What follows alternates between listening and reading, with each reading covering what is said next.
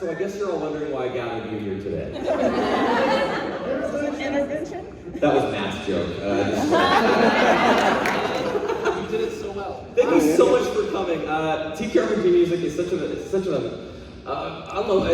background, hidden away side of, I feel like, our community. And to see you here today really, don't get emotional, means a lot to me. This is all of our, this is our lives. This is what we love. We do it because we love it. And to see you here celebrating that with us is such an honor and a pleasure. So thank you.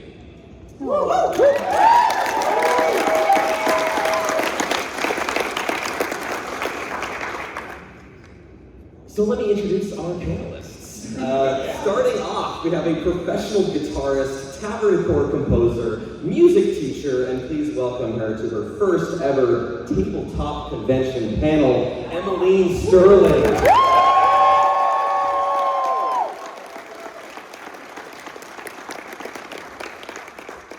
Next up, deemed a level 20 bard by Matthew Mercer himself, an incredible lyricist and producer, rapping about TTRPGs and Magic the Gathering faster than what should be humanly possible, Matthew Denkins.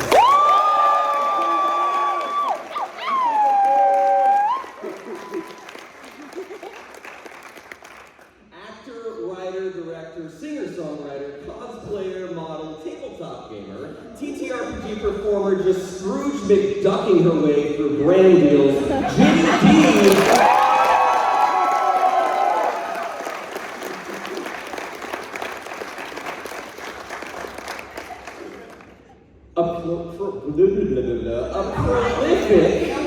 A prolific TTRPG composer with 20 plus albums and EPs and over 17 hours of unique music, creator of Music D20 and Burrowbound, Will Savino.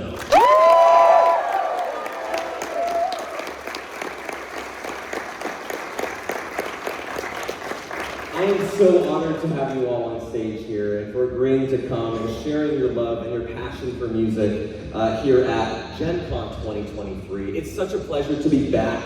This is our first time doing any kind of music panel at GenCon. We had one at PAX Unplugged last year, and now we're in Indianapolis, so we're happy to have you here. Here's how this is going to work today. I am Arcane Anthems. I'll be moderating this panel, asking myself some questions and asking them some questions. And then at the end, I'll have you all ask some questions. So we have a microphone over here. So when we announce, you'll be free to get up if you have some questions, line up along that side, and our good friend Offbeat Outlaw down here will be in charge of kind of keeping you all in line, as it were, down that side. So let's dive in. What does everybody currently have on repeat? What are the songs that you're currently listening to? Now, I myself am currently listening to a lot of Knox, KNOX. I really like him. He makes some really amazing music. Glass Animals, Space Ghost, Coast to Coast. Hell yeah! I love that song. We're best friends now. We are. I think I would say Post Malone just came out with a new album, Austin, and I've listened to Speedometer a lot, just because it's very repetitive, and then I forget that the song's looped because I just heard the chorus again. I guess I'm here for another 20, let's go. I'm obsessed with Dua Lipa's new song from the Barbie movie, Dance the Night. So. I've been rediscovering my JRPG roots, so I'm just pretty much listening to the Xenoblade Chronicles 3 battle music. I love that so much. Man, we're a bunch of nerds. Okay. Speaking of music and being musicians, this is such a unique career path to have chosen, right? I am really curious, and I would love for each of us to kind of go through and share a musical moment, I guess is the best way to say it, or a success where you felt so happy to be a music maker. I know it's kind of a complex and big question, but I do often find myself as a musician just being grateful. When I get the chance to collaborate, when I get the chance to talk in front of people, when I get the chance to see people are using my music, those moments bring me so much joy. I'm curious if you all share in that. I'll snipe this one. I'm gonna do this because this microphone stand, and I'll put it back, I promise. I think with like a big musical moment for me is, I honestly, I've noticed it here, walking around and having folks walk up to me and be like, hey, I like your music, or I like what you do, or like, you're awesome. And then at the time, I'm a very stonewall-faced person where I can just be like, thanks, and then I'll just keep walking, but then afterwards I'm like, I should say so much other stuff, and then I forget. I feel like they probably thought I was just very like, oh, thanks, cool. I get that all the time, but I don't, and I'm like, that's cool. But I feel bad for when that happens. But I think it's the impact I can see in other people that you don't normally get from just like a screen or like a little picture of a heart that turns red when you tap on it through social media and stuff. And also the feeling after you finish making a song and you're like, all right, export, done. Let me hear it back. Great, I don't have to work on it for 2 more hours. This is good. Let's just export it and post it. And that's I think the best feeling I can get. I love that. Yeah, I mean, music making is such a solitary experience sometimes that seeing that people actually enjoy it can mean a lot. You should join a band. I was in a rock band for 10 years. It's a solitary experience because we're nerds in our like home studios. I feel so called out right now. It's our fault. This is like, we did this to ourselves. We chose this. Indoor kids. I will say, this is not like a recent thing. This is, I mean, it was like, what was the first year of the pandemic? 2020? Yeah. During the first year of the pandemic, I made a music video called Emaline Stirling with my husband that love song about stabbing people. And since then, I've had a few different people tell me that it was their first dance song at their wedding. Makes me want to cry. I mean, Spotify Wrapped always feels so good. It's such a lame answer, but you know, getting to the December and seeing like, oh, like there are people who like use my music in all of their tabletop campaigns, and so they listen to like hundreds of like more music of mine than I listen to. Like, it feels insane. My wife tries to tell me she's my biggest fan, and I'm like, by the numbers.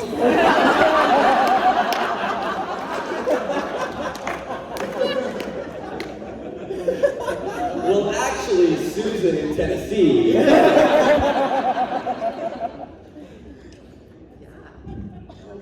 It's more Yeah, you can just keep it up, man. Just hold it, pass it back and forth. That's fun.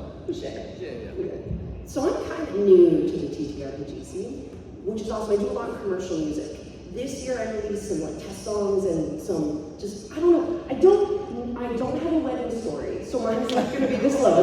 But I did a test song earlier this year. Someone messaged me and they were like, Emily, I listened to your song when I was walking through the woods and it made the experience that much better. And like, I'm new here, that's all I have. That's all I have. That's great. But it's cool.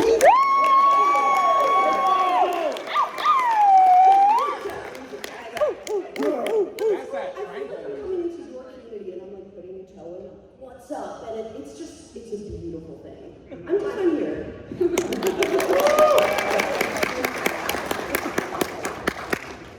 So, Will called me out so hard. But I'm curious, speaking about our current very nerdy careers and how wonderful that is to me now, I'm really curious what our younger selves would have thought that in 10 years we would be writing music for Magic the Gathering or tabletop games or creating a community of little furry... What do you think I do?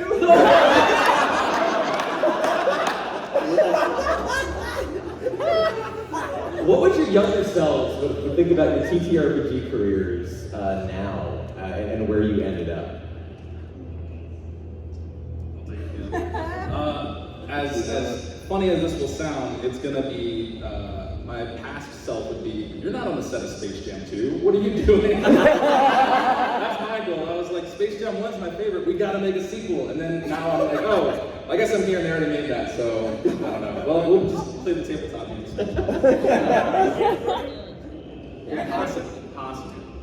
Your dreams were much cooler than mine. I wanted to be like an architect or something. Well, I mean, is it a safe job? I've met a lot of architects. They're some of those creative people I've ever met in my life. You craft. Musical architects. Thank you, man. I did it, everyone. I went through a huge chunk of time in my youth where I didn't want anyone to hear me sing ever. Like, it was something that I only did when no one was around. And then as soon as, like, my parents left the house and, like, my brother was out, I would just be like, anyway, and I actually joined the choir in high school to make friends, not because I thought that I wanted to sing. And then I was like, oh, everybody in choir is really mean, so then I just learned that I love singing. But I think my younger self would be like, what? Why are you doing that? I wanted to be a musician and an architect as a kid, so like I have a tabletop project where we make settings, and I also do music for it. So I mean, I'm not gonna be like, I knew it. Of course, I always do. Yeah. Pretty close. It was pretty close. Growing. Oh, go ahead. Yeah. Yes. Wow, Wes. Did I mention I'm alone all the time? Baby pirate. Weird. That's what would have happened. Growing up, slowly but surely becoming musicians, I'm really curious because I had a kind of a unique way that I became a musician. I always knew that I wanted to become a musician, but it was just me. I didn't really have anybody in my life per se that like knew how to record or edit sound, or I didn't have that person. I knew a lot of people in my life who loved music and who sang all the time, but none of them did it professionally. So I'm kind of curious, who in your lives may have had a powerful impact to guide you to where you are now? What people helped you to get here? Weston, you know the answer. You. Oh, I forgot. This is what you said at PAX Unplugged. And it's an easy answer that's accurate. What do you want me to say? I'm gonna say not you. I'm gonna say like my middle school music teacher. Yes. Tell us about your middle school music. Sure. Miss Waddell was a very great lady, and she let me get the role of George in Schoolhouse Rock the musical, where I sang. I'm just a bill and three's a magic number. Exactly. And then I met Weston years later, and that was much more impactful. I had bad clients, and I didn't want to work for them anymore. I was working in video games, and I had a few people I didn't like working with, and I was like, it would be cool if I could do this by myself. And it's like sort of a reverse Weston. That is really interesting, isn't it? I don't want to be like a hater, like I had music teachers and whatnot too, but you know, if I had to like draw a straight line to here, it was like I was encouraged by non-musicians to do music stuff. I was told by musicians, if there's anything else you should do, you should probably do that. Wow. And then, you know, I worked in video games, and that's kind of a crummy industry compared to tabletop, which is, you know, it's a new enough field where like random third-party people like us can make a career. So we decide how this works, right? Like we are the vendor of tabletop music. But that means we get to sort of like dictate, okay, how does this community work? Like, you know, we have communities of tabletop composers, and, you know, there are communities of YouTubers and TikTok people, and just everybody in the tabletop scene. We have an opportunity to steer this field such that both the community and creators can make stuff in a way that's like not toxic, which, you know, there's a fair share of toxicity here, but it's a hell of a lot better than making video games. No, I really love that. Yeah. Did you have something, or are you just grabbing the Oh, no, microphone? I am a microphone holder. Okay. Yeah, this is gonna sound so nerdy, but when I did actually start pursuing music as a thing that I was interested in, I went to jazz camp, vocal jazz camp. And, I mean, like, that was super life-changing for me because I had been singing choral music and was like, okay, this is fine. And then I started to get into vocal jazz and I was like, this is so cool. Like, this is, you could make all this music with only your voice. This is the best. I got very nerdy about it, and I learned a bunch of music that I felt really passionately about, and got to sing with a bunch of people who just really, really loved to sing. And there's nothing more fun, I think, as a singer, than being in a group of people where if one of you starts singing, all of the other ones can join in, and then you're all singing something together, and it sounds really cool. I was like, this is like magic. We're just making magic. Now I sing alone. I was about to get bardic inspiration from that. And then you took psychic damage. My dad wanted me to go into computer stuff, and I don't know, man. I don't know how I became a musician. I have a lot of performers in my family, so we do a lot of just theater nerds and social media people and just people on radio. I just got the music bug and a performer, so I don't know. It's a weird thing. Actually, in the pandemic, my dad still calls me and he's like, "So there's no music going on. You are thinking about going back to school, right?" He's trying to get me back into computer stuff, and I'm just like, "There's pirates, dude." It's not there. So it's been fun. Here we are. Yeah. That's Doing awesome. what we do.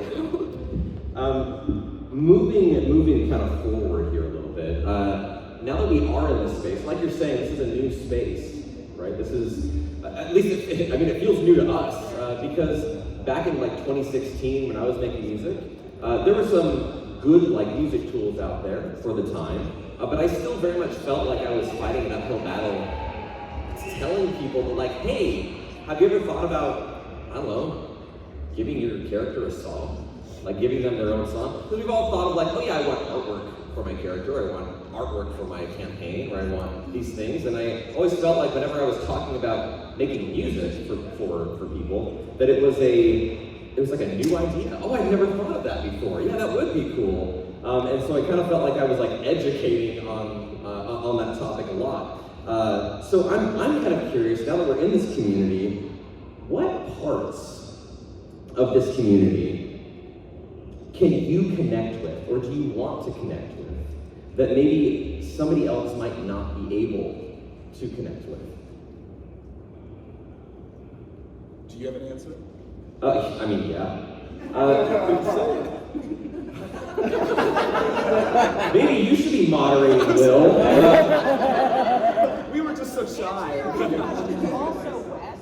For me, I started making this music, and I wanted people to be able to use my music, even if they didn't have the resources or the know-how to go about licensing and royalties and all these different things. So I wanted to connect with creators who were passionate about elevating their content, who maybe they didn't have all the lawyer knowledge to navigate legalese and that space. So that's why I started writing license-free music for anybody to use whatever they were using, because those are the people that I wanted to connect with, those are the people that I wanted to uplift, or maybe the newer people who were starting out and they knew that music could be a powerful tool in their games, so I wanted to connect with them, and I wanted to support that side of the community. Yeah. I'm gonna be honest, I don't actually think I bring anything any unique connection to music in this field. Music is a very small part of my business. I just do it because I really, really love to. It's completely selfish. Everyone else in my audience is okay, that's fine, but I'd rather give 4 times the views to a video with DMing tips. But I'm no! I'm gonna keep making music and you're just gonna have to deal with it.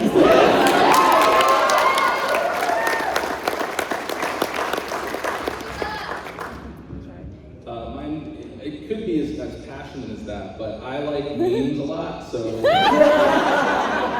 if I'm speaking, and I think everyone that I've been rooming with and staying with for this trip can attest, we'll say the name of a song, and then like 5 seconds later, I'll say like a parody name of it, like, oh, that'd be funny.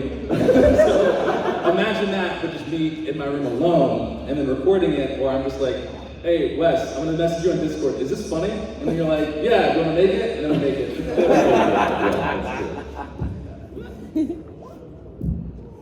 Hey, yes. Thank you. You're polite.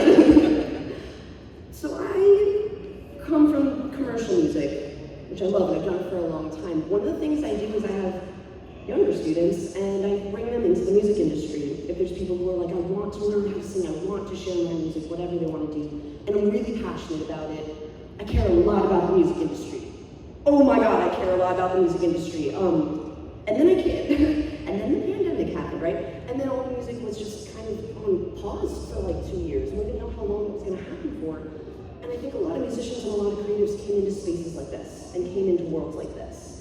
And I'm kind of here because one of the things I'm seeing is I'm seeing this really cool community starting to pop up. It's already been here, I shouldn't say starting, but I like what's here, and I just want to be here. It's interesting because I don't really feel like a leader. I kind of feel like I've slid in, and I'm just like, hey guys, what's going on? And like somehow I'm up here, and this is crazy. But I'm really interested in the communities that music brings together, because that's one of the main functions of music. Bring people together, have a shared experience, figure out, interpret that however you want. Every community interprets it differently, like pop is going to do it differently than how we do it. And then go about your lives, and we make it better. So I like what's going on here. And I don't really have anything to add, I just want to recognize that. That's all I gotta say. Great. That is so good. Let's kind of move into our. Wow, Wes. I know. Oh, Will! I don't. Last time we did this, we didn't like answer every question each of us. So, yeah. I personally would love to hear your answer. So I work with a lot of other creatives. I work with a team of illustrators and map makers and layout design and other musicians, and everybody in this space wants to do our own thing, right? Like, so much of tabletop gaming is about taking agency, right? Like, I'm doing my own campaigns, or even if you're running like a module by a book, like every campaign is different, and it's always about making your own choices. And what's so great about this sort of like multimedia landscape of third-party TTRPG creation stuff, it's mouthful, is that there's just this world of inspiration where people can pick and choose what stuff they want and need for their own campaigns and their own games and their own whatever tabletop adjacent stuff they're doing. And so to work with a big group of people all making different stuff and to say, hey, here's a bundle of like JPEGs and MP3s and PDFs, and you guys, I just trust you to know how to take advantage of this and make a sick campaign out of it. Like, that is extremely satisfying to me, because that's what this is. We're all making stuff. It's art, it's content, it's whatever you want to call it, but people are engaging with it in ways that they get to choose, right? It's very different, not to rag on video games again, but it's very different than just like, hey, you know, you download this thing on Steam, you play it sort of the way that we intended, and then you eventually finish it and you put it to bed. With this, it's like, hey, you can get anything you want online, and you can just make stuff up and write some Google Doc filled with like your insane ramblings, and all of a sudden that's like an 8-year tabletop game. Right? No, like, specifically because we do music, there's like a bigger realm of ways that can be interpreted, right? Maybe it's, oh, you know, I listened to a rap, and that's hilarious, and everybody's a one-shot off, right? Yeah. Or, you know, I'm gonna listen to this song on loop for 100 hours during my combat encounters. Both of those are equally great. That's fantastic. I mean, the idea that like we create something and then it goes out into the world to be morphed into 1,000 different things. Right. In the past, or in the normal music industry, right? Like, it's very much the musician. Whoa! We're very abnormal, and happy about it, actually. But normally, like, it would be the artist that makes the music video for it, right? I feel like with us, we make the music, and then everyone else makes the game. They make their music videos. They interpret it in the way that's going to work for them, and that's very, very There's cool. like a secondary stage of translation. We give you the music, you figure out how you're going to use that. Moving along here. Moving into our more technical questions here. Because I don't know who here is a musician. Who here makes music? Very, very cool. You're gonna love this part. I'm curious how making a new song happens, and maybe we can even start before then, because a lot of people I feel are intimidated with the idea of making music, and making music is much less technical than you might think, and it can come from anywhere. So I'm curious where it begins for you. Beans. See something and say, and then go make it if I want to. So it can start from something as simple as, oh, this song would sound funny with this lyric instead, and then you just work from that point backwards, and you're like, oh, okay, well, if this lyric's changed, how does that relate to the chorus when it references this? And you just, in my specific process, write it out first, and then figure out how to make the song afterwards, because I'm not gonna lie, I can't do the exact stuff that you guys do with like the composing. It's more or less like, I'll make it sound like it should be passable if someone like heard it at a glance and was like, is that the real song? That's what we all do too. Absolutely! It's 100% what we do. Yeah, literally it's just starting from the seed of an idea and just letting it sprout in whatever direction it may go. Vines don't grow in straight lines, so why should you follow that? I love that. That wasn't a poem or anything. Everybody write that down. Everything I do always starts with a prompt, whether that's like, whether I'm giving myself that prompt or whether it's like, oh, I'm working with these people and we have to make this, right? So there's sort of like a standard trajectory where you start with, okay, I'm writing music that's supposed to represent this setting, and then this setting is, let's say, a Western fantasy village. So you have the prompt, and then you just, for me, I've just accepted that a lot of the times you start with tropes there, right? Like, if I'm gonna start with a Western fantasy, little township, little tavern, whatever, well, let's think about what scales we're gonna use, let's think about what instruments. You grab a lute, you put it in D, in a Dorian mode, and you just give yourself some constraints so that you have like a starting point. Once you go from there though, like all of the cool stuff is improvisation, right? Whether that's at a computer where you're just clicking notes and seeing what happens, or whether you're literally strumming around on whatever, but the cool idea, like the nugget that becomes the thing that is interesting about the song, always for me starts with improvisation. And then you just save once you get a good idea, right? Like I read somewhere that like composition is just improvisation with save states. I love that, right? That is what it is. Like, even if you're really methodical, it always has to start with, let me try some stuff out. That's what composition is. It's let me have an idea and then let me iterate, try stuff out. I have a weird prompt that happened to me this year. I'm scrolling on TikTok, as you do, and a video came up. One of my friends was doing this video. Can I name drop him? I'm gonna do it. James T. George made a video this year where he was sitting in a tavern and his face is looking really sad, but the music is like lively and there's tavern music in the background. And you can tell, like he's acting, you can tell like he just lost a party member or something. And the visuals did not match the audio. And my brain was like, this is so cool. And then I was like, dude, I messaged him, I was like, dude, can I write a song? And it's gonna be the same chord progression twice. And the first time it's gonna be like upbeat tavern stuff. But then the next time the chord progression repeats, it's gonna be like really dark and really heavy. And it's all gonna sound tavern chord. It's all gonna, vibe like that. But I kind of did that kind of from the same prompt. It was like I wanted to catch that, oh yeah, we're in a tavern having a good time. And then your thoughts go kind of dark and you think about that journey or that, disaster your party had out on the road. And it can be the same chord progression. It can be done with the same music and instruments, right? So it's kind of this, what did you say about vines? To quote my notable poem, it's a seed. Straight, so why follow them? And that's how we can. Now it's a poem, I guess. Yes. So. song. Making a song.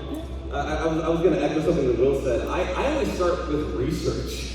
I will beg, borrow, and steal from other people's work. I will say, what is this song? What key is this song written in? Okay, it's written in this key. What's the tempo?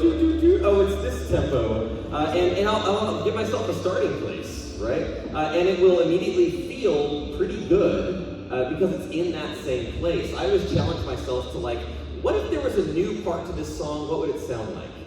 And then that brings me to a completely different spot. It's kind of hard to write someone else's music exactly. That's actually the skill. That's good. Well, exactly. What I'm saying is you don't really have to worry about completely copying somebody because once it goes through whatever goop you are and it comes out on the other side, it's going to be naturally different. It's going to have a different feel to it because you are different. And that's cool. That's an awesome thing that you can take something, try and replicate it, it gets all screwed up, and then it comes out beautiful. I copy our peers constantly, right? But there are many more composers in the tabletop community that are at this table. And when I start a chapter, I'm like, what do druids sound like? You can go online and look up druid music, but you get something kind of different usually. But one of us has done it, right? So I'll go to one of our peers who's making tabletop music, and I'll go, how do they do it, right? And then, whatever I do, whatever you do, it's going to sound different once we translate it again, right? And then, the next stage of translation when it ends up in game. So there's no copying, it's just we are inspired by ourselves, which is how, this nascent community works. It's how any musical community works. Specifically in this one. Because the DM makes a plan and then you stupid players go and mess up the plan. It's oh my god. That's a fundamental part of what we do. It's just I see your music, you're inspired, get a little inspiration from it and change it a little bit, right? Yeah. Narrative telephone.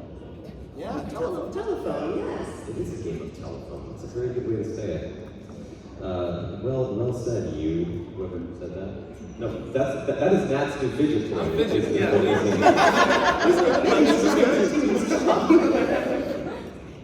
Let's keep on journeying through this, and even non-musicians I think could very much appreciate this. What is a pro tip that you could offer for avoiding burnout? Oh. Can you take this? Burnout right now. No, I don't even know. It's hard. Here's the thing. I think that avoiding burnout when you're in a self-directed creative field is a constant process of learning. You're always going to learn new things that help you, and then other things are going to hurt you, and you're going to have to learn new things to work around that. To me, I just think that paying attention to when you are starting to feel that spark drain away and being willing to make changes, press pause.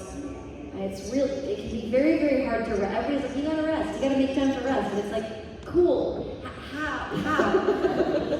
Especially when you have other people waiting on you. I'm sure with Caravan stuff, it's like, you can't just be like, listen, I'm having a really hard month, so I guess it's not gonna work all month. You can't do that. So I think paying attention to when you're starting to feel that and doing what you can as soon as you can to mitigate whatever is making you feel drained. Because if you're like me, you'll just be like, no, I'm strong, I can push through. And that's how you burn out, is by just pushing through. Because if nothing changes, you'll just keep feeling exhausted and being drained. And further life will drain from you, and then you'll be burnt out. So yeah, pay attention to it. Yeah, there's this idea of being active and then being reactive, right? So either you can do things that are going to help you to push that further and further out, or you can respond to things as they're hitting you, right? So some of those active things are what? Memes. If you say memes, Meme compilation.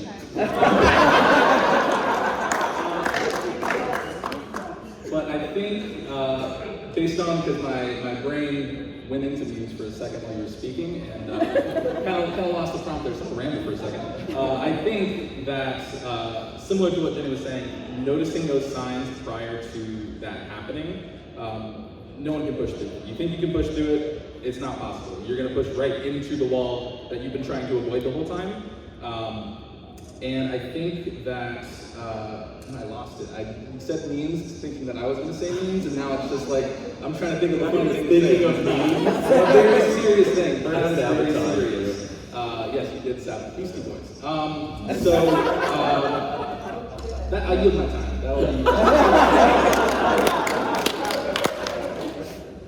You witnessed live burnout. That was Live burnout. Okay, so moving right on. I speak about this to my students and I say it a little differently. Because burnout is such a social media thing, right? And that's valid and you do need to acknowledge that, but I just want to give it a kind of different viewpoint if this helps anyone else out. Defend your creativity. And sometimes what that might look like is I need to take a week off to recharge because I'm a, what do we call it? Introvert, extrovert? Ambivert. Thank you. Ambivert, I think I got it. Right, so I do my best creating when I'm alone, when we're alone. Yeah.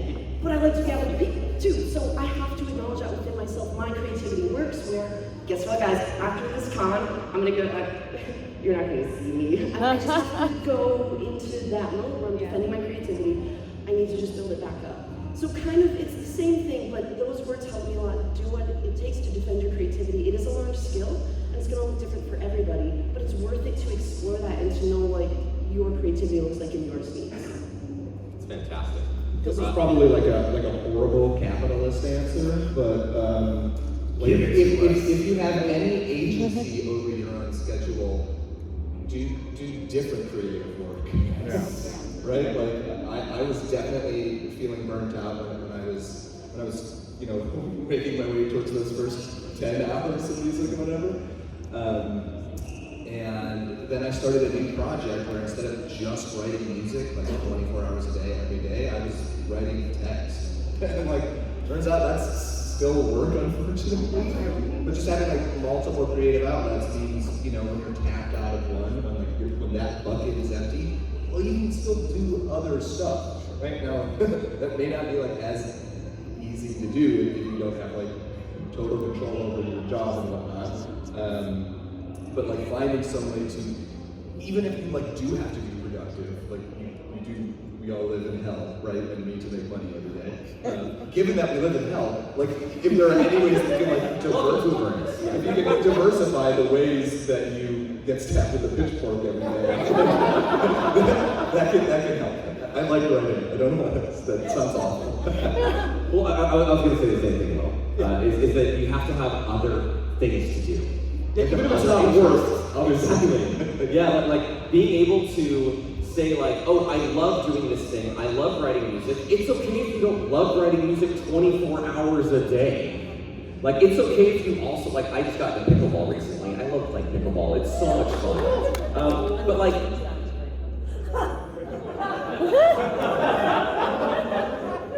it's so much fun.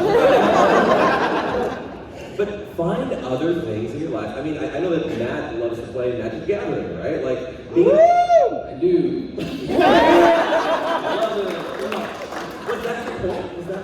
Yeah, oh, that was my point. Yeah, I do play Magic, yeah. So I play Magic and other video games and stuff when I don't feel like doing anything. It's a lot of times with my friends. So they know what I'm doing and they know it's not music because they're like, hey, we're doing a new song yet? And I'm like, just take your turn.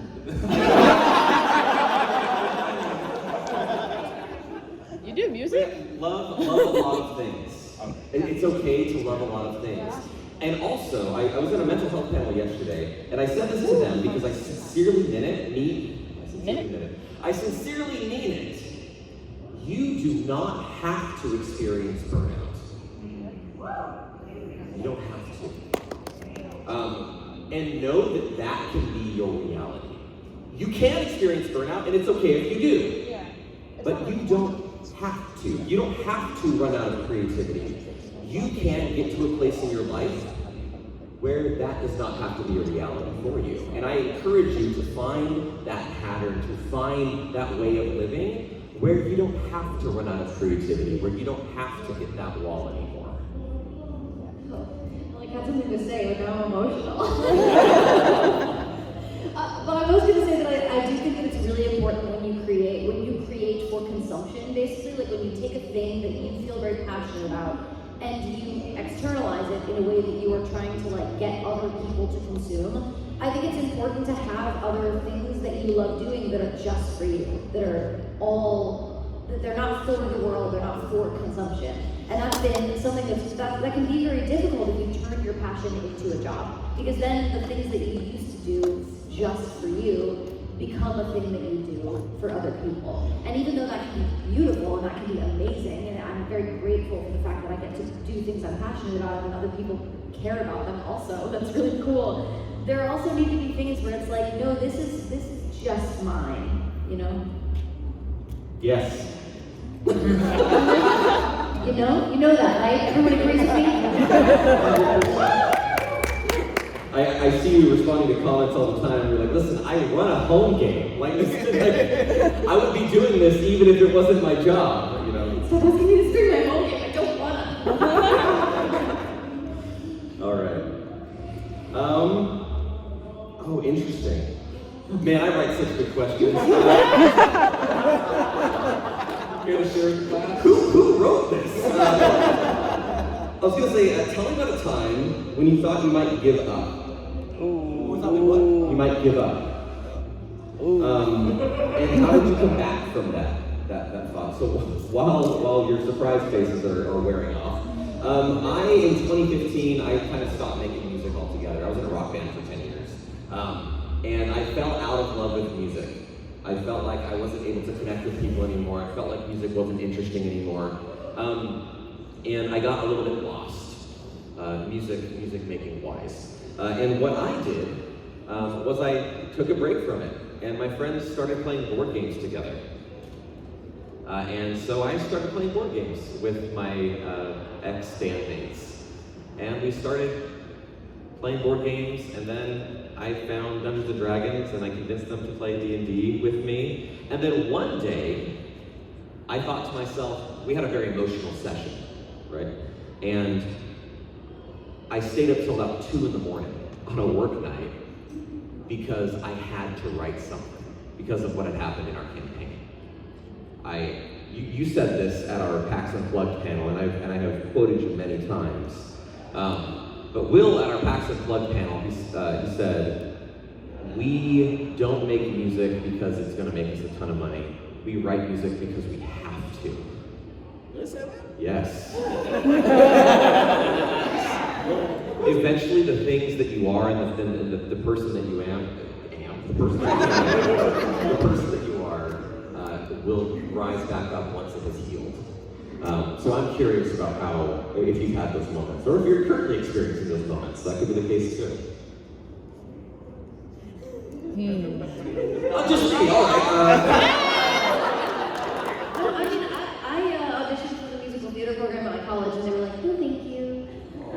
And I didn't even do it because I wanted to major in it. I just wanted to be allowed to be in musicals because you can't audition unless you're in the program. So I was like, I'll just get accepted into the program, and then I'll keep getting my English degree, but that way I'll be able to like do some stuff. And they were like, So at that time I was like, okay, I guess I'll just never do music again. And then it was like several years before I was like, oh, I can make music on the internet, and no one can stop it.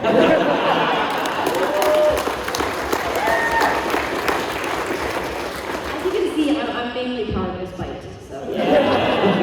And now they call you. I'm pretty sure everyone at that program is like, yeah, okay, you can keep doing whatever you're doing. Anyone else? I know it's kind of a lot. I mean,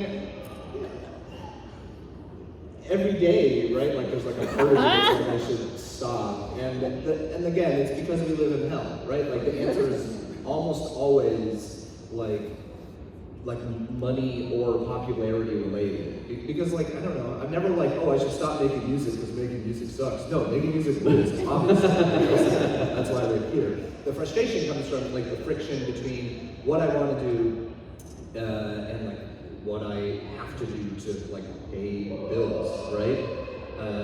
Which is, you know, no one has to have this problem. You just don't do a career in music. It's the way you avoid it. As someone who like botched that decision, that's where the friction is. Like, oh, you know, I'm not growing fast enough, or you know, I really wish people listened to this track or this album, and kind of no one did. And that sucks because, like, you know, you calculate what the hourly wage would have been. You know, and it's like, oh god. But the answer for that is either find a way to divorce your career from your creative ambitions, which is like totally legit, and I do encourage people to do that, or like just keep trying new stuff, you know? Like so many people in the tabletop music community, which is small but real, there's dozens of us. Yes.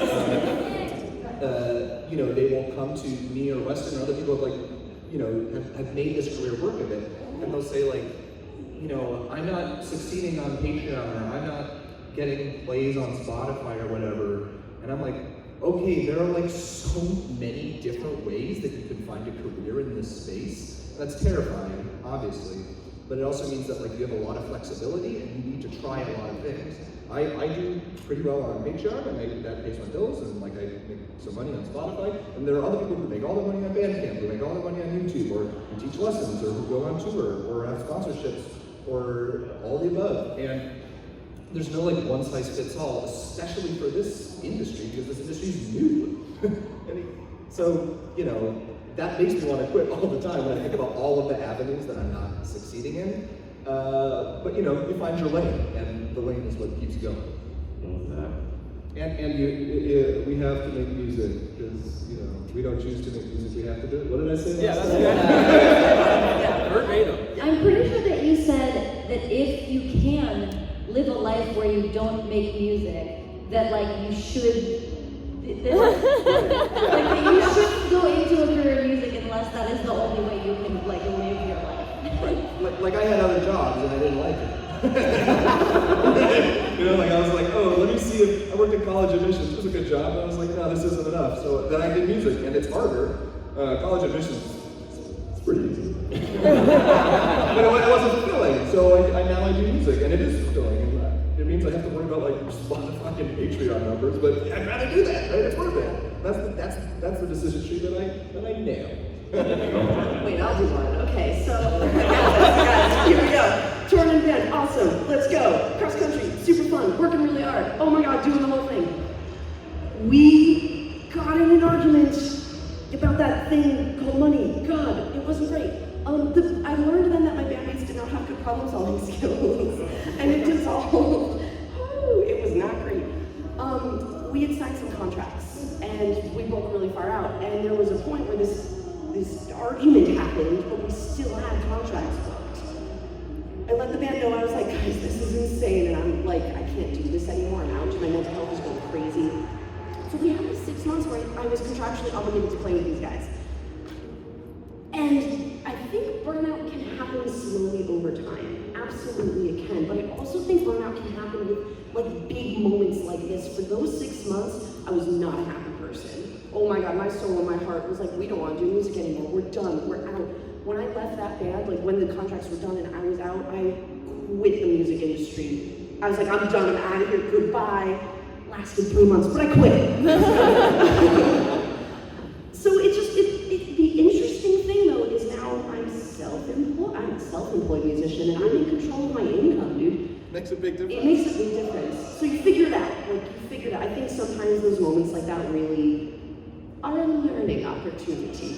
You invited a teacher on this panel. I knew what I was doing. I'm going to encourage, if you have questions and you want to ask us some questions, feel free to line up right now on what makes you proud of a song or a collection of songs. So when you kind of listen back after having finished a piece of music, how do you know that you're like, yes? Like, why is that? Weston, I hear your voice on the song with me. When we work together and make collaborations, that would make me happy. So good. To make me cry. Collaboration is a cool thing. I don't know how many times I cried mixing Jimmy and I's song. just like so many times. I was like, this is so beautiful. I mean, there's like the easy, obvious, intrinsic one of just like, you know, if I write a song that's good, that I like, I just listen to it a lot. That's it. Like, it's not like narcissism or whatever. Oh, maybe. You know, it's just, I write music in such a way that, like, if it's good, I will listen to it myself. And sometimes, like, and that's good. But also, you know, there are times when I'm doing like self-promo on Reddit or something, and someone will be like, I listened to this track, you know, 100,000 times or whatever, and I'll be like, yeah, I saw your Spotify Wrapped, I know. that feels great, right? Both of those are separately really significant. Right? I do earworms, ear candy. Just if there's like one really good like moment in there, oh, that violin sounds so good. That's all I like. It's like those little pieces in there. There are just Easter eggs in my songs. They're in there. That sound only happened once. Yeah. For me, I know a song is good when I listen to it and I just feel like a badass. Like that's, you know, like, you're just like, yeah, that's me. Yeah, I wrote that cello. I'm not playing it, but I wrote it. Thank you so much. We're gonna go ahead and move on over here and we're gonna get some questions from our lovely linear folks over there. I actually didn't have a question at first, but then I came up with one. I just wanted to come up here and say hi. But So feel free to give us your name and then your question. hello everyone. I'm Smallbird Lex. My name's Smallbird Lex and Smallbird Art. I do things. She did pronouns. So of course there's milestones when it comes to everything, when it comes to being online, making your own content and things like that. I want to know two things. What is the proudest milestone you've already reached, and what's a milestone you want to reach in the future? Goals. I think my proudest milestone that I had, that I'm still reaching for the stars above further, was I did a collaboration with like Dungeons and Dragons for Nerds Candy, which I think is like the double entendre of just, this is the nerdiest thing you can do, literally. And the fact that they were like, hey, we like what you do, we want you to make songs for these little candy creatures, that I was like, do they have names? They're like, just colors. I'm like, okay, that's cool. Let's figure it out. That was a very cool experience, especially because I was very new into the D&D space. So I was like, I just started playing this game. The name on the box asked me to do something. That's weird. And that was very surreal, but has led to many other opportunities that came in with these lovely people up here. So that's, I think, is one of the coolest things I've done, and hope to do more of that again, like double, twofold in the future. I love that. I just last week got to release a cover of one of the original songs from Baldur's Gate 3. That was pretty wild when they were like, we would like to pay for you to do this, and I'm like, I would have just done that. You didn't even have to pay me, but they did, and that was pretty cool. But I feel like in terms of my like goals for things, it's less that I'm like, oh, I hope that like a big, you know, company asks me to do a thing, or like I hope that a lot of people listen to the thing. For me, I just like getting to make music is something that I feel it's something that I like insert into my business in a way that I don't think that like people necessarily want from me. So for me, my goals are always like, I just hope that when I do make music, that people are like, oh, neat. Instead of like, sometimes it feels like it's more like, okay, next. But you know, my goals are always that people are like, whoa, I actually do like Jimmy's music.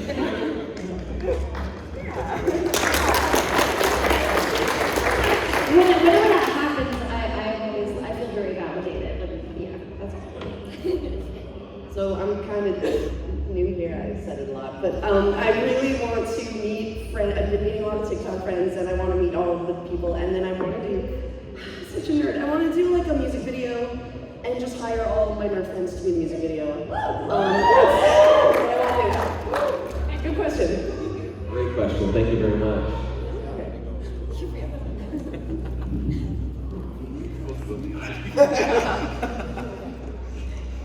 My name's Drew.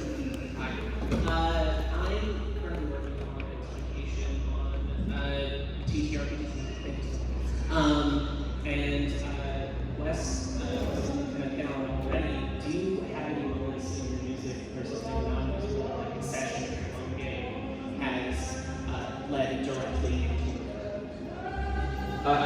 the question one more time, people are going, The speakers are also not pointing towards us, just letting you know.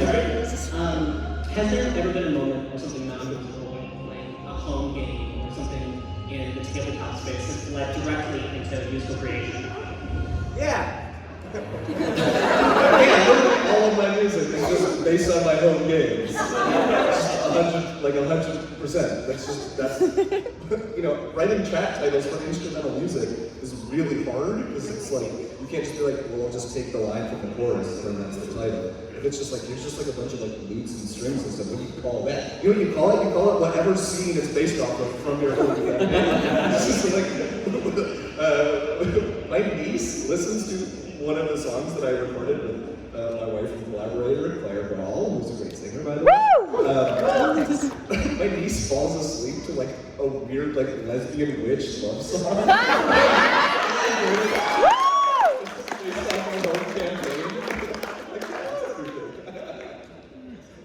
I was going to say, again, I got into this hobby because I started writing music for each of my players. That's how this started. That's sick. Can I be your player? No free music for you. No, but that's how it happened. That's where the inspiration came from. So yes, absolutely yes, giant yes. The answer is yes for everybody. Yeah. Thank you for your question. That was fantastic. Thank you.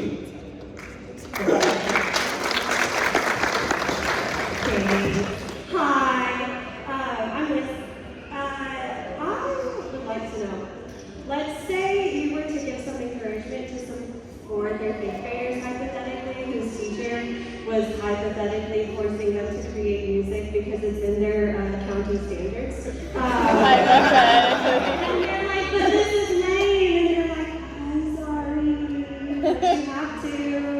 What encouragement would you give them to be like, hey, actually, it's really cool, not just your teacher thinks so? Teacher.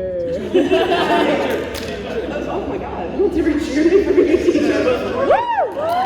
Make a culture with them. Find inside jokes. If one kid wants to do something that's not traditional, tell them it's not traditional and then let them do it. Let them know they're breaking the rules because you're the teacher. And oh my god, my teacher let me break the rules. Build a culture with that. Find a way to make it yours. One tiny extra question that has nothing to do with that, but I'm also very curious about. Well, I think we have more answers to that question. I have a few. What's your trademark when you make music? What do you feel your trademark is in your music? Ooh. I have a thing called the Will Breakdown. You do! No, it's not a psychotic breakdown. For the morning routine, I wake up, hit the alarm, break down. It's literally just treat the boss track like it's metal music, even though it's like fantasy BS, and then put everything in halftime just to like get those like anime vibes. Yeah, that's the Will Breakdown. I didn't know I did it until it was pointed out that I do it in every single track. I think a trademark that I have, it's weird because I thought I was like, I'm gonna make this my trademark and it's gonna be super cool, was I liked having songs that just perfectly loop back into itself because if it's an earworm and it loops, you'll never stop listening to it. Exactly. So it's like, I was just like, this is gonna work for me. And I think 90% of my songs can perfectly loop. If they don't, I just won't bring it up amongst my friends when I'm telling them I'm writing a song. They're like, oh, does it loop that? I'm like, don't talk to me. We're not gonna go that deep into it. But to jump back to the teacher question, memes. Children like memes. That's the big vocabulary word of the day. And if they think it's like cringy or weird, they're cringy or weird, and they just need to embrace it, and then they'll be able to make whatever they want. Memes are powerful. They are. Yeah, they can make like whatever the 4th or 5th grader equivalent of actual cannibal shadow love is. Like, I was just saying, my trademark apparently is making songs that are really violent but sound really cute. Yes! Siren songs, goodness sakes. I think my trademark is going way too hard when I didn't have to. I'm going to create below, and we're gonna we're gonna recreate Flow Rider's Low, but as a demon party, and we're not gonna stop. It was like all orchestration, the heaviest drums I could find. Like, let's do this. Going way too hard in the paint. That's I think hard in the paint. The Phil Collins effect. Thank you for your question. Phenomenal. Thank you.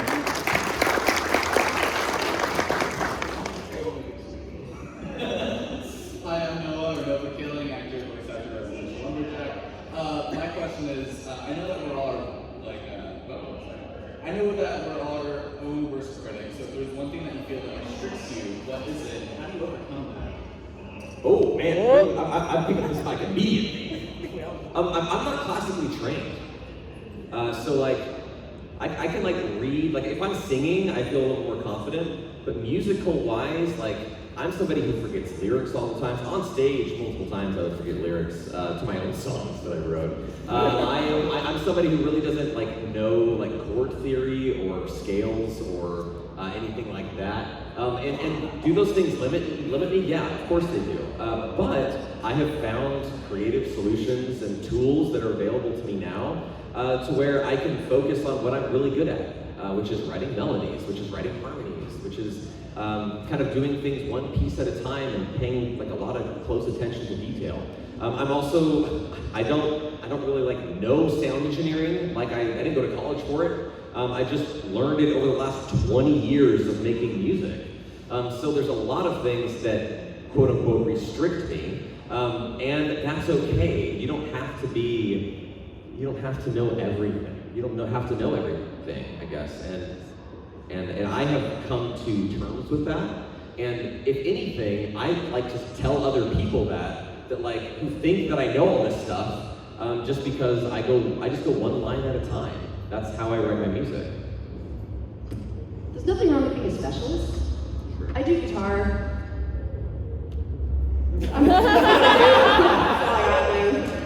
Just that's okay. Like some musicians do a lot, some do just one. It's okay to be a specialist.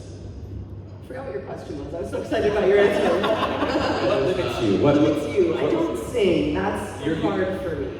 Yeah, I don't sing. I don't sing well. I'm learning to. I'm gonna stop. I too also don't know music theory. I theorize that I can try and make music sound good, but I don't know what I'm doing. I am a lyricist at heart, so I think when I start to write things and I feel like, oh man, I don't know if this will work, I go to my trusty, handy-dandy thesaurus.com and learn new words that I didn't know existed, but I'm like, that has enough syllables, and then make it fit. And I think when it comes to those things where it's like, okay, I have the lyrics and the forms, now I need to make this fit in this particular key. Oh God, what's this song's key? What is a key? What's this key sound like? And then I can just kind of like cram the lyrics I put into the box that is whatever key, I guess, that's supposed to be in, and fake it till I make it. So that's the easiest way, is just pretend that you know what you're doing, and by the end of it, you're done, and it sounds okay, at least. I have an alternate solution to not really knowing technical music things, which I also don't. I was trained like as a singer, but I didn't know the other stuff. So my solution to that is that I just work with a musician who is way better at those things than me. 10 out of 10, highly recommend. I realized it took me like so long to figure out that I have way less patience in my own listening than most of my audience. So like I will be writing a track and be like, I need to do something new like every 5 seconds, which is both more work for me and it's also like it can be really distracting if you're using music at the table. So like reminding myself like you can actually play that melody like twice and no one's gonna like walk out because they're so bored. You know? Just like the constant battle that I'm fighting of like needing constant stimulation and also being like no, music relies on repetition and that's okay. It's hard though. I'm my own worst enemy, right? And you know, we all have some version of it, like either I'm too repetitive or I'm not repetitive enough. That's like a really weird balance to strike, especially for instrumental music where it's meant to be accompanying interactive gameplay. Which not all of us do, but like that's that's a challenge because you don't know how I'll say this again, you never know how a GM is going to use your music, and you just need to hopefully make music in such a way that allows for a range of different uses. And yeah, sometimes I have to beat myself up to be like, no, just repeat yourself. People will like it. It's great. Thanks so much for your question, though. Appreciate it.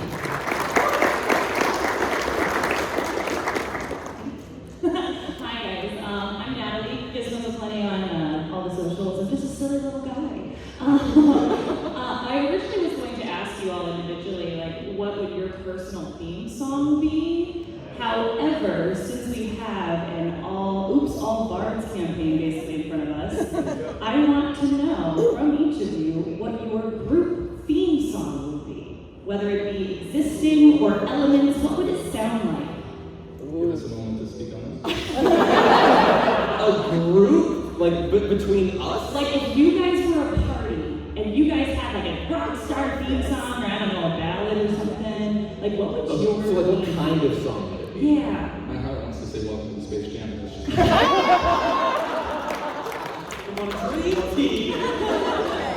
Welcome to the Space Jam with a sick guitar solo.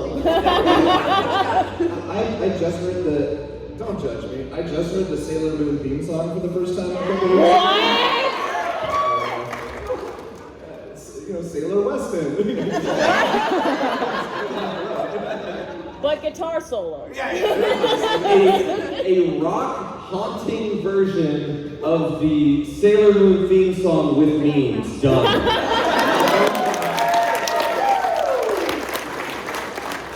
Thank you so much for your question. You're the one great Bard group. It sounds good in my head. I'm thinking. Let him cook. My name is You Feathers. I'm a cosplay and dancer, and I have kind of a two-part question. One, when you're putting yourself out there on the internet, that's kind of scary, and that's something that I'm kind of scared of right now and I want to get over it. So what are some ways that you get over that, hurdle of putting yourself out there on the internet and not being too scared of it? And then also, as a dancer, I don't make my own music, so I don't own my music. So dancing to those songs can get me in trouble.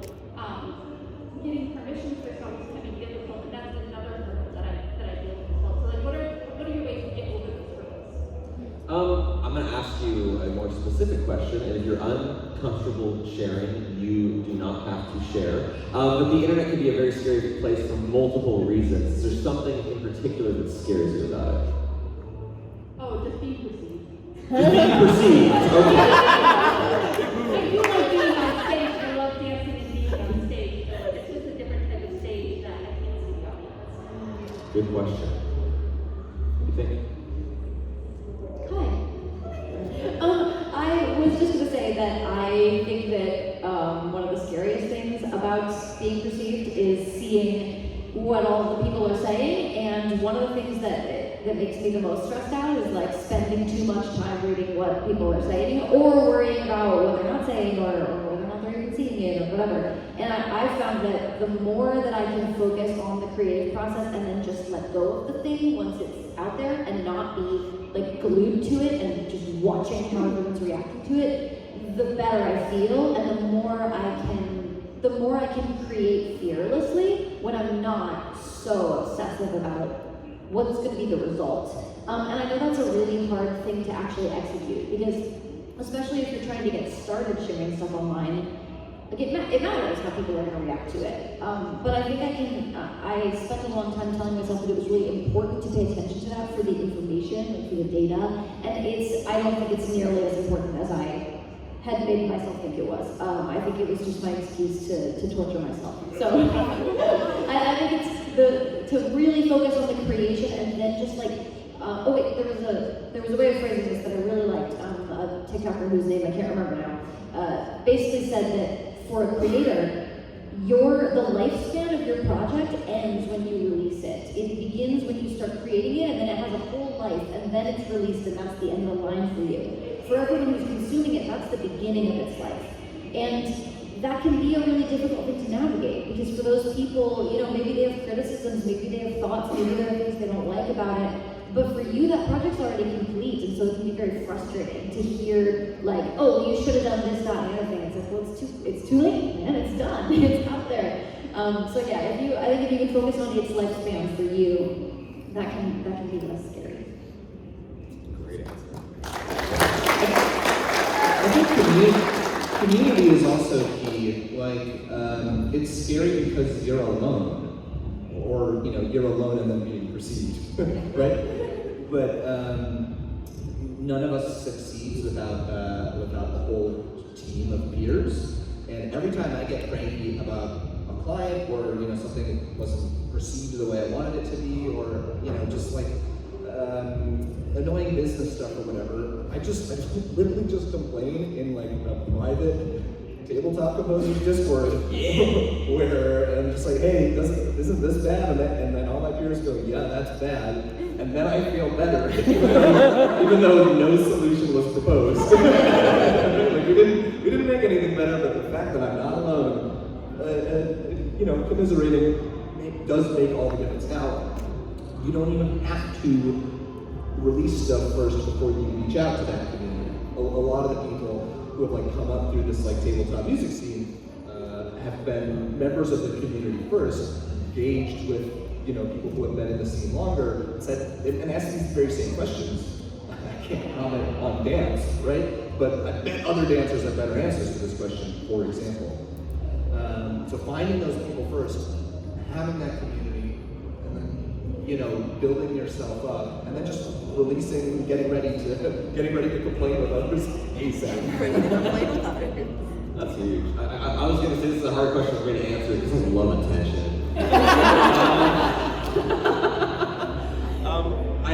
I could definitely, I think my answer is just me being vulnerable right there. Just saying, I like people looking at me. I don't do. So if you have anything else to say. Oh, a musical answer about licensing. Because as a dancer, I can't own my music, right? So I have to ask permission or buy a license to be able to perform and make money off of it. And now, even nowadays, not making money off of it, I can have my stuff removed very easily. We're all desperate, and not just us, but most musicians are desperate. So just email. I know that sounds annoying, but most people will just say yes. So many people ask me, hey, I know you have a licensing tier in your paycheck. I just say yes. I just literally, I want to use your music in this thing. It's kind of tabletop. Okay, sure, yeah, I want you to. I'll give blanket permission for my if you feel like dancing to my I was also going to say, in that line, we're in a very unique point in social media history where short-form content is really cool and powerful, and you don't need licenses for things under 15 seconds. So think about how you can use your talents in a way that is going to work for the platforms that you're currently looking at. On Twitter, you might not be posting physical dances, right? But you might be talking about dance. Or if you have thoughts about, man, that performance was amazing, blah, blah, blah. I'm sorry, X. Better. But on TikTok, make a 15-second choreography or something. And then you don't have to worry about it. And then you get big enough and let somebody else worry about that. Great question, thank you so much.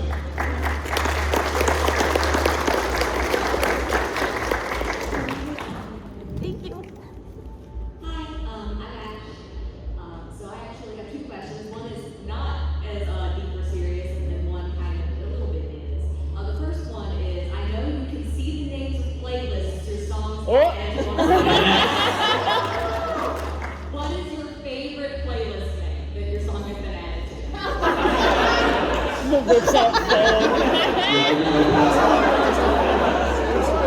We're all checking right now. I'm pretty sure mine was just, this shit slaps. I'm so glad I'm new here. I'm safe. Oh.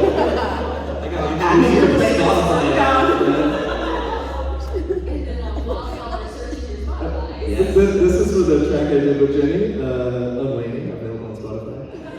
It's just in asterisks, Waluigi laughs in your ear.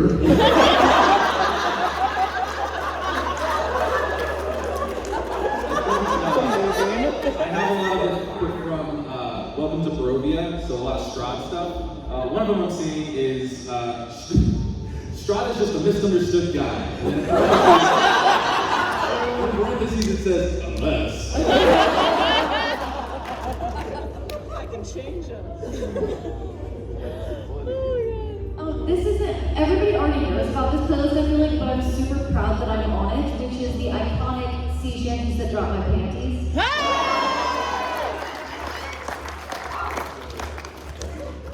That was amazing. The other question was, when was the moment that it hit you personally that people love your music and love to see you doing your music?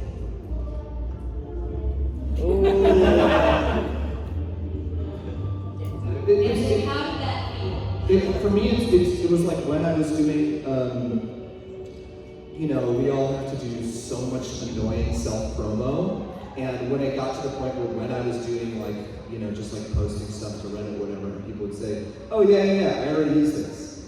I was like, oh, oh okay, I'll just shut up then, man. Like, that's cool, great, like awesome. You've already used like my entire catalog for a 1 to 20 campaign? I guess I'll just keep going. What else am I going to do now?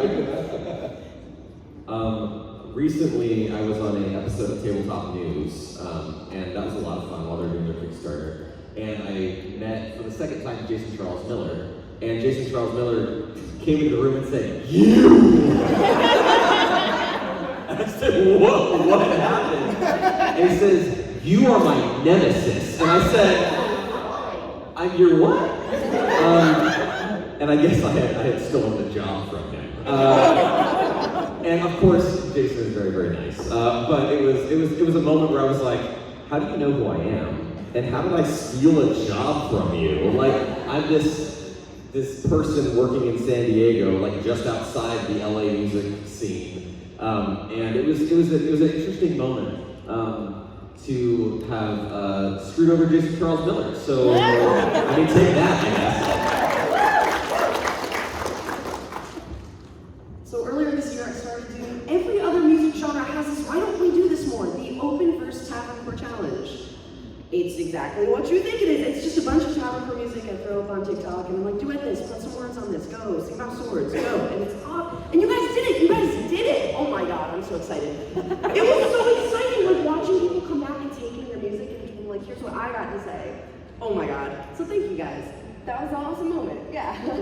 When you hit the little like button at the bottom that like says the name of your track that you just released, and there's a bunch of other people who have like duetted it and are dancing around to it, that just I'll just scroll through those for a while.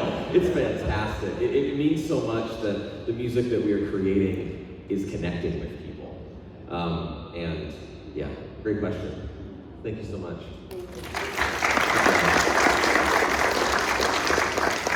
My name is John.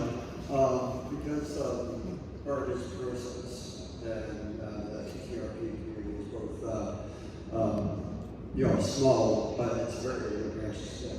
So I was wondering, what was the project that you had that started out as one thing and ended up being something totally crazy different? Yeah. Yeah. Go ahead.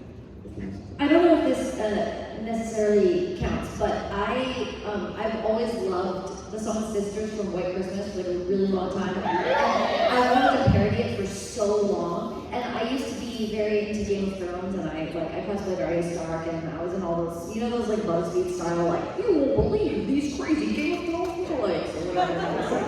For a while, that was like all anyone knew me for. And I tried so hard. I tried to write it as a Game of Thrones parody about Arya and Sansa like 3 times. It just didn't work. It was just like not good. And I finally had to let it go and be like, okay, I guess I'll never parody Sisters. And then finally, I got into Critical Role, and I decided, I was like, oh, I could write it as Jesters and make it about her duplicate. And like the minute I started doing that, every lyric just fell into place, and it just completely worked, and it was like amazing. And now I'm so glad that I didn't force it and try to make it about Game of Thrones, because it's so much better when it's about Jester. And I just sat on the idea of like, I gotta parody Sisters for like 5 years until it finally worked.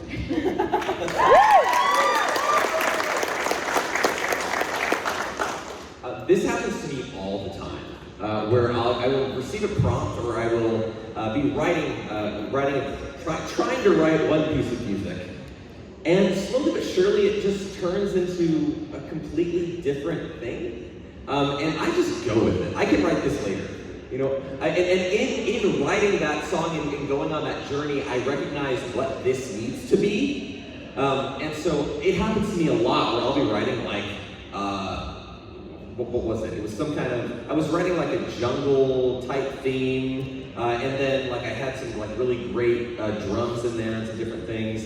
And then I was like, no, what if and I slowed down the tempo a bunch, and then it turned into like another just like massive epic battle theme. It's just, I don't know what it is, but they're just fun to write. So it's totally okay when that happens, that you are creating one thing that you think it's supposed to be a thing. Let it be what it needs to be, and let it be what you need it to be, even if you don't know what that is. Yeah. Thank you so much for your question.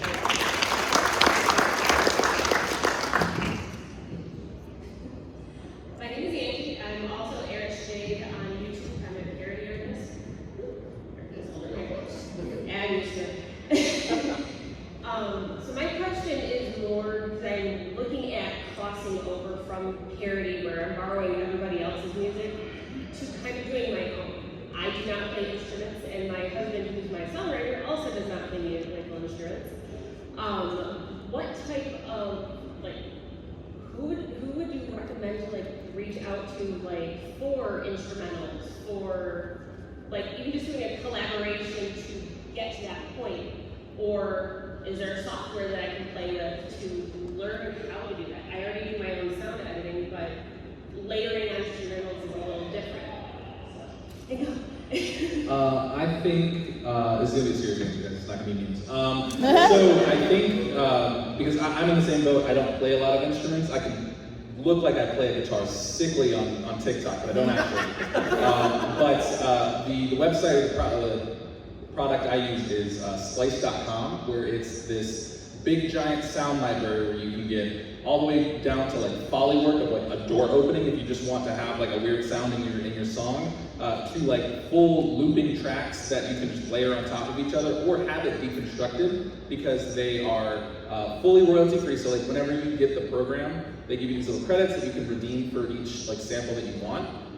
You can put it however you want, but you own it at the end of the day. So no matter what it sounds like, even if you just took it and then put the sound online, didn't change anything, technically you could still use it because that's how the royalty situation works. But Splice.com, I think they do it off of like a subscription type of service, so you can use it when you want to, and then everything you download you get to keep. So even if you don't keep the subscription, you're able to still do that.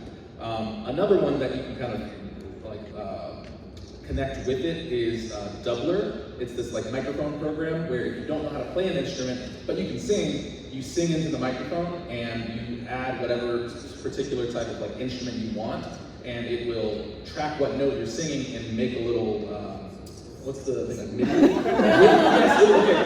So, funny story about this. I saw Andrew Baum made a YouTube video on this, and I was like, this is sick. So I bought it, and then immediately was like, I don't know what to do with this. Okay, and so once I started using it a bit more, it takes some getting used to, because you can use it as just like beatboxing and then just make a whole drum kit out of that. Just like, and it will take each of those sounds and put whatever sample you used for it. It's a super awesome. I think they just came out with the second edition. I got the first one.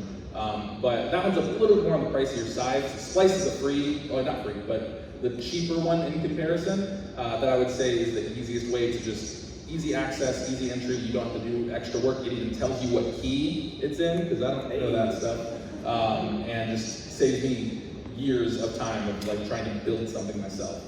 I'm going to give the totally opposite advice. If you're already doing like parodies and covers and whatnot, like that is, in my opinion, the best way to learn composition and music theory, even if you're not calling it music theory. Like the reason I know it, I took classes and whatnot, I went to school. That's not how I learned how to write music. The way I learned how to write music was just sitting in front of a keyboard that I was not good at playing, listening to music on, at the time, iTunes, because I was like 13, and just figuring out what notes were like, you know, listen to I don't know, this, 2005, so like Franz Ferdinand, listen to that over and over and just play the notes until I can figure it out.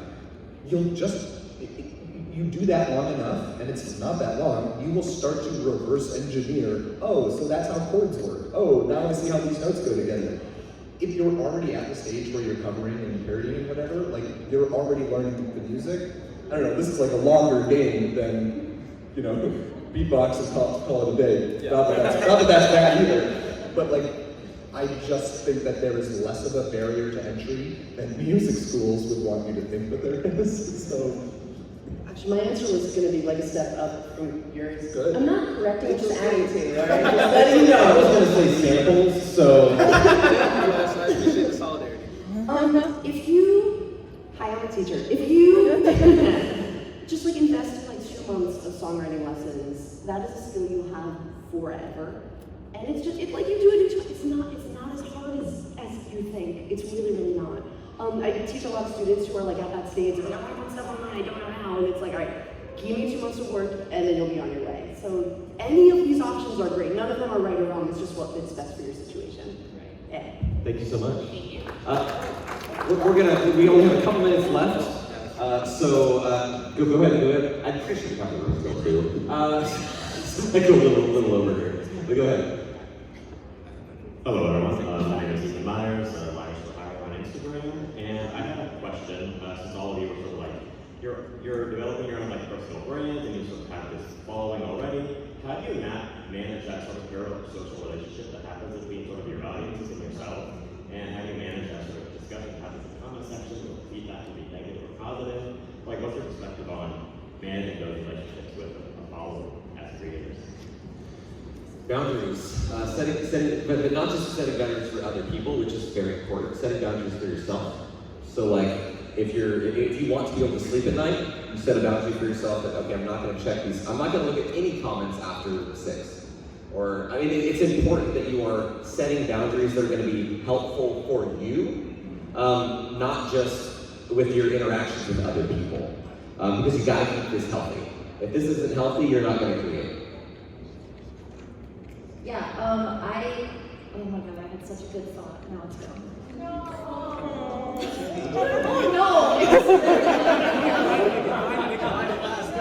She said boundaries on what she was going to say. Oh, wait, I remember. Okay, so yes, boundaries. I think that those self-boundaries are super, super important because I think that what I think is really important to remember is that people tell you it's not personal when you get criticism, and when you're a creator like this, it feels pretty personal. Like, it's about you. And I think that for me, one really important thing to remember is that the version of me that's online, that's not actually me. Anything you put online is a construction because we all choose what to share. No one can see your full, authentic self through the internet. It's literally impossible, no matter how hard you might try. And I think that's an important thing to remember, is that if you are receiving criticism, or if people act like they know you in other ways that maybe don't feel as hostile but are still weird, that stuff is like, they don't actually know you. And remembering that dividing line can be really helpful. Here's a simple one. Establish the channels where you will reply to people, right? Like, a lot of people will comment on the Twitter account for Burrowbound, which is my main tabletop project. I usually just don't reply to those. If you want to engage with that content, you can join our Discord. And on our Discord, we have mods, and the mods, do the job. You can, inculcate like this. You can teach your audience how they ought to speak with you. And it can only go so far. Of course, you're going to get nasty YouTube comments or whatever, regardless. But if you do create ways like, hey, if you do want to talk to me, come to GenCon or whatever. Tell them this is the right way to do it, and then make sure that you have protection. That sounds good luck. Be with friends. Yeah. Moderators, and say like, I'm going to be here until X time or whatever. So yeah, you just need to set limits. Thank you so much. You're good guys. Hey, my name is Pete. Hey Pete. And yeah, I'm not a musician, but I thought today's conversation was very inspiring. So to help share that inspiration, if you had to choose one person in this room to provide a bardic inspiration to, what would you say / sing to them?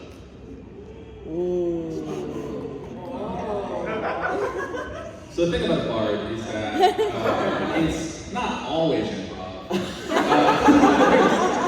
There's a lot of, let me think about this for a week or a month, or a day, I guess, in some cases, or in this case, second day. That was just a sentence I would say. I don't have anything of what inspiration would be, but I mean, it probably rhymed, at least. You know what song I always get inspiration from? Goat by Polyphia. For whatever reason, that song like hypes me up like no other. Like I wrote an entire D&D character surrounding that song. So I think I can't sing it. Yeah, something like that.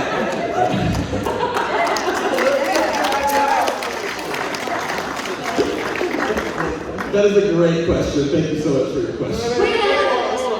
Hold on. Oh, y'all feeling brave I'm now? prepared. Okay, this is a limerick I wrote for a character that was a bard and she just did a lot of limericks, so I just have this. Great. We'll pretend I wrote it right now. I take it back, I wrote it right now.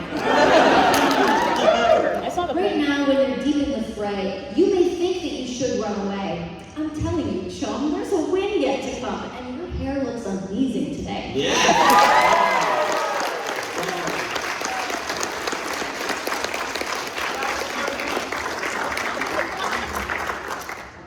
That was awesome. Now was it a good question? Yes, thank you. That was a good question. Thank you so much. I was wondering what the funnest, biggest project you guys have done. Like, what's your favorite project that you guys have done in your careers? It's gotta be collaborations. For me, working with other creatives is miraculous. It is so powerful to me, but it requires some expertise, right? Being a good collaborator is a very different skill like being a good musician. You don't have to be a phenomenal musician to be a great collaborator. What's been your favorite collaboration? It looks like yours. I had 3 children and you're asking me to choose.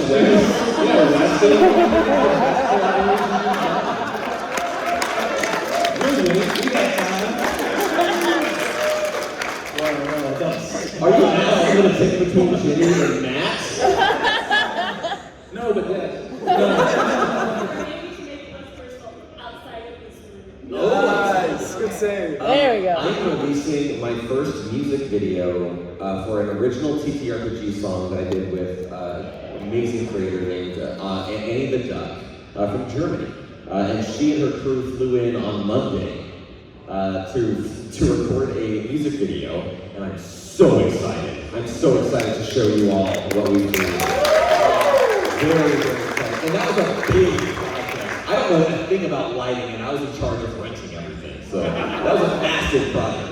That's how you do self-promo. Did you feel how, like, that felt so native, that felt so natural there? That was good self-promo. Feel my secrets, Will. My favorite thing is I didn't want to work alone anymore, so I just built a team of my favorite creators, and now everything we do in tandem. So everything that I do with my project Burrowbound involves multiple cartographers, multiple illustrators, and so that means literally every project. We're working on a magic school setting right now. It's gonna take months for us to release, and it's gonna be like an hour-long album, and I get to do it with friends, right? And that's, yeah. I suspect we're all gonna say some form of collaboration, right? Yeah, I did I made an EP of mermaid songs, drowning mermaid songs. It's my favorite musical project that I've ever done because it was just me and like my best friend from college, Blake, just like hanging out, sitting on his couch, writing songs about mermaids drowning people. Like, you can't get any better than that. So I'm doing a music video. It's just crazy to say. Like, it's weird. I'm up here, and anyways, I'm doing a music video video, and like Lindsay Stirling level. I'm so fucking excited. Sorry, I just cursed. I'm excited. It's happening this year. So we're doing that, and I'm using like some of my TikTok friends. It's so organic here. I love the grassrootsness of this whole thing. So like that's my best collaboration, but also like the community. I'm really excited. Am I explaining this well? I have no idea. I think I've been repeating this every day, Weston. I love working with you. I do love working with you too, Matt. Well, okay, here's the thing. We're not sitting in Discord calls together. It's funny because for the most recent one we did, you were like, oh, I'm going to do a parody of this. And then you sent me a lyric, and then I was like, oh, what was this? And then you're like, do you want to just write it with me? And I was like, okay, I'll be on in 20. Thank you, that's a phenomenal question. Thank you all. Oh. I didn't get the chance to ask a question, but I have one. Hello, everybody. Hello. Thank you for managing the line. I didn't do anything. They were very organized. But my question is, I'm not the outlaw. I make comedy videos on the internet that are centered around Dungeons and Dragons. But I find myself, I have an earworm that makes me optimize my process sometimes to the point of monotony for myself, because I find that problem solving and creating is really fun. I was wondering if you guys, a panel of creatives in music, have advice for keeping your process fresh and keeping it interesting for yourself throughout. Absolutely. Always, first of all, never think that you can't do something. I have been given prompts from space jazz to Afrofuturist to ancient desert to the amount of wild to heavy metal Mongolian and I just say yes, and then I worry about how later. Because I know that even if this isn't the most amazing heavy metal Mongolian song that's been written, it's going to stretch me and it's going to make me better. And I think that the hardest thing about any kind of creative field is this blank page syndrome, where you look at a blank page and you start writing it and it's terrible. It's really bad at first.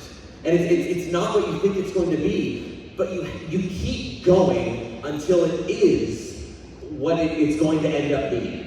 And it's so important to me that I don't discount anything. I don't discount K-pop, I don't discount country music, I don't discount anything that I naturally wouldn't flow to, because it's gonna keep my brain very flexy, and it's gonna keep things fresh. So that's my answer. Yeah, consume everything, right? Like if you're never going to be endlessly creative if all you're doing is creating it. You have to be drawing influence from other projects, and it absolutely should not just be the medium in which you're working, right? I'm sure we all agree on this too. Many of the most influential pieces of media that have helped me to grow as a musician are not music, because that's how creativity works. You have to draw on real life and a really wide set of art and media more broadly. So even if it's just I need to do comedy on TikTok, whatever, watch. I don't know why I think of this. Watch The Godfather. Consume great art, and it will make you better at all art. Thank you so much.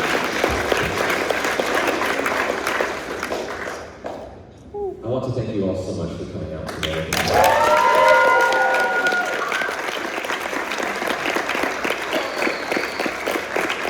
If it isn't remarkably clear, we had a blast. We had a blast reacting to your energy and getting out of our creation holes. And coming out here to GenCon and saying hello to you. If any of you are going to be sticking around for 5 minutes, how long is it going to take? Pretty quick. I don't know. Yeah, maybe. Matt and I are going to be shooting a music video. So if you want to be kind of a crowd, probably outside for us, please meet us out there, and we're going to shoot something real quick. Thank you so much for coming, everybody.